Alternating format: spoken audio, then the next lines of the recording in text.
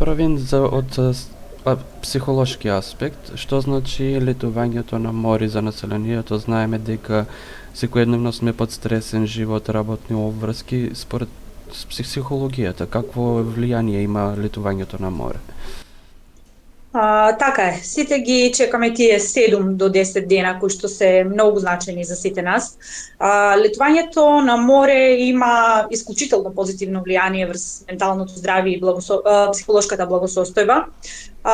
Прво, природната околина, звукот на брановите и сончевата светлина нели го намалуваат стресот, го подобруваат расположението и го поттикнуваат чувството на спокој.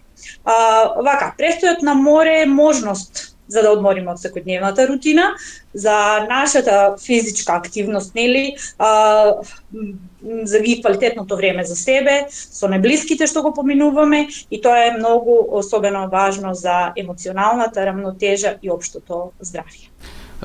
Знаеме дека треба и финансиски средства за тоа, како луѓето да се обезбедат, односно дали можат да се овозможат летување во странство, бидејќи знаеме дека летувањето на море е доста поздраво отколку на езеро.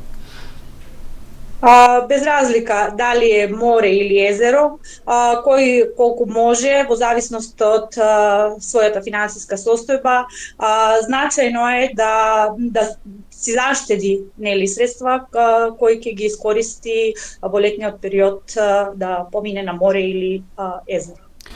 Какви се бенефитите од самата посета, односно летувањето за психолошката состојба на граѓаните и односно да си ги наполнат биолошките батерии со еден збор, така да се каже?